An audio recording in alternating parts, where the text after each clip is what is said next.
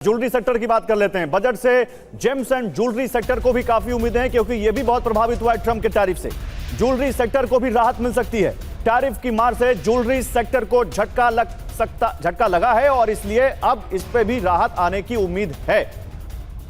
तो बजट से jewellery sector को बड़ी उम्मीद है यहां पर। समीर जी हां, बजट से उम्मीदें ज्वेलरी सेक्टर को निश्चित तौर पर हैं, क्योंकि टैरिफ की मार का असर यहां पर जबरदस्त देखा गया। ऊपर नीचे दाम होते हुए हमने देखे। अप्रैल से लेकर दिसंबर 2024 में 6.95 अरब डॉलर का एक्सपोर्ट किया गया। तो टैरिफ लगने के बाद अप्रैल से दिसंबर 2025 में यही आंकड़ा 3.86 अरब डॉलर तक पहुंच गया। यानी आप देखिए कितनी बड़ी गिरावट है। 44.42%, 44.42% की बड़ी गिरावट देखी गई। ऐसे में ज्वेलरी सेक्टर की बजट से क्या उम्मीदें हैं, यह भी आपको बताते हैं। गहनों के कारोबार पर टैक्स का बोझ कम हो, निर्यात करने वाले कारोबारियों को सस्ता कर्ज मिले, ये उम्मीद की जा रही है। और टैरिफ झटके से बचाने के लिए खास मदद मिले।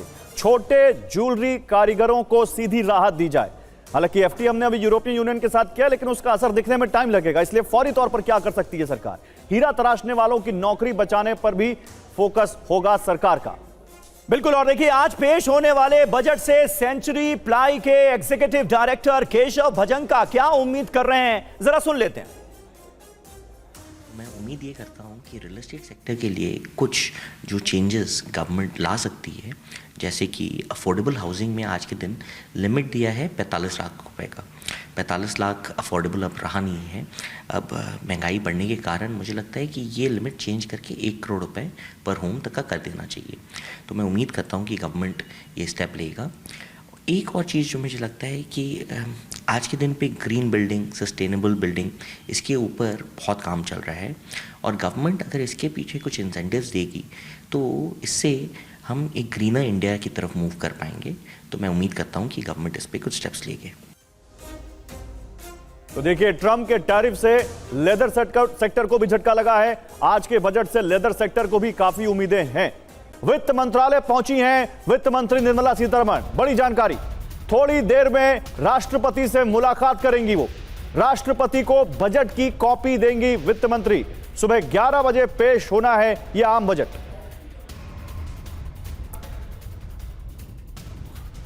तो देखिए, इस वक्त की हम बड़ी जानकारी आपको दे रहे हैं। थोड़ी देर पहले जब हमने आपको बताया था, वित्त मंत्री पहुंच चुकी थी वहां पर वित्त मंत्रालय। अब राष्ट्रपति से मुलाकात करने जाएंगी वो, वहां उनको बजट की कॉपी देंगी, फिर संसद भवन आएंगी, कैबिनेट में रखेंगी बजट। तो ये इस वक्त उनका शेड्यूल है। और क्योंकि इस वक्त आप देखिए 9 बज चुके हैं, 2 घंटे बचे हैं जब देश का बजट सामने होगा। और ये अपने कई मायनों में बहुत अहम बजट होगा, क्योंकि न केवल टैरिफ का जो इस वक्त टेरर है, इसके अलावा जो जियोपॉलिटिकल टेंशन्स हैं, युद्ध है, युद्ध काल है, इन सब का क्या असर होगा ये देखना होगा। पीयूष पांडे हमारे साथ जुड़ चुके हैं। पीयूष, राष्ट्रपति से मिलने कब तक जाएंगी वित्त मंत्री? देखिए, अभी उनकी बैठक समाप्त हो चुकी है वित्त मंत्री की।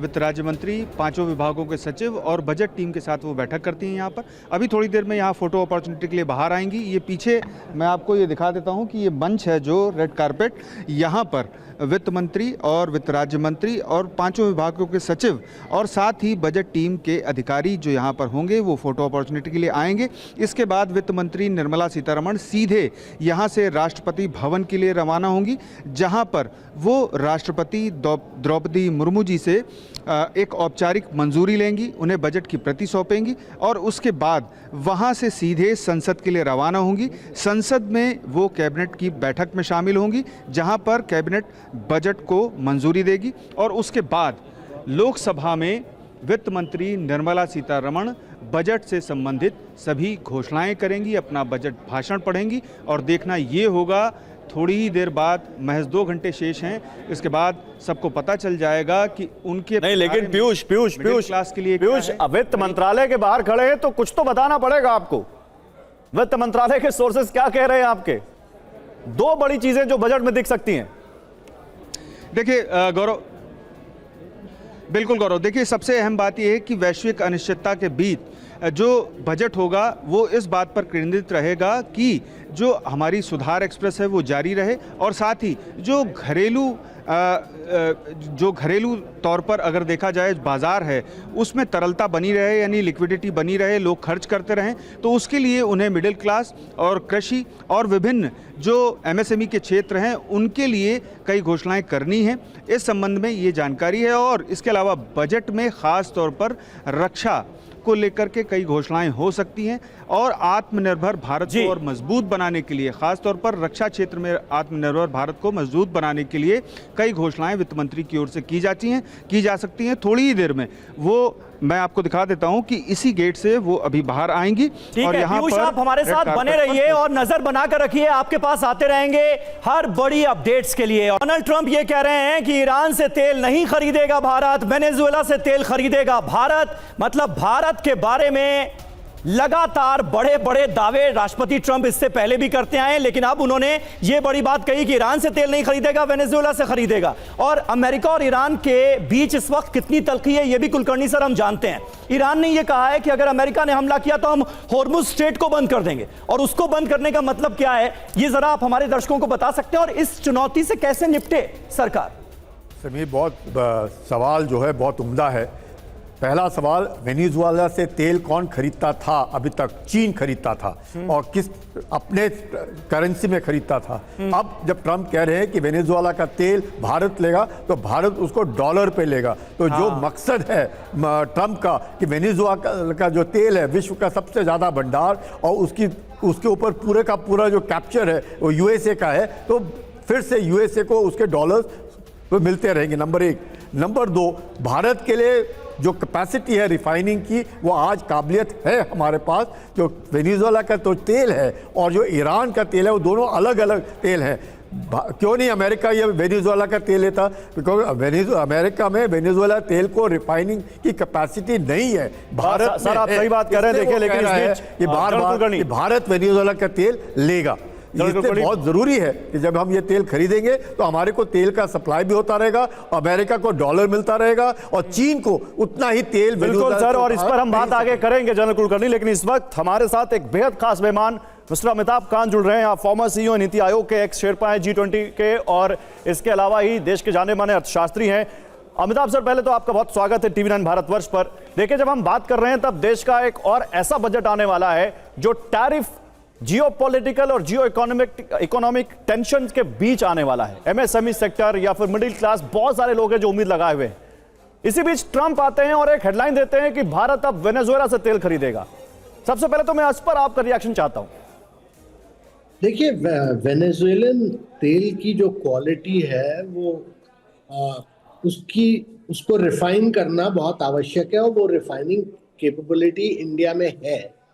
दूसरा कि ईरान से तेल हम खरीदते थे पर वो तेल काफी कम हो गया था, तो ये एक जो हम यूएस के साथ ट्रेड डील कर रहे हैं उसके लिए बिल्डिंग ब्लॉक है।